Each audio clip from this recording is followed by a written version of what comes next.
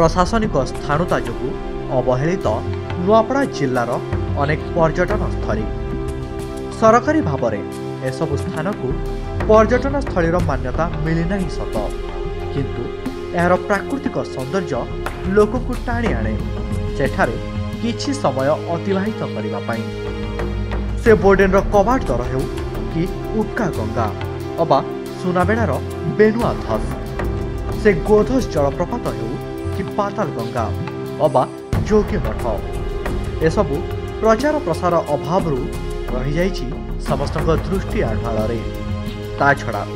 रक्षणाबेक्षणर अभाव जोगु एसबु पर्यटन स्थली को लोकंक आगमन मध्य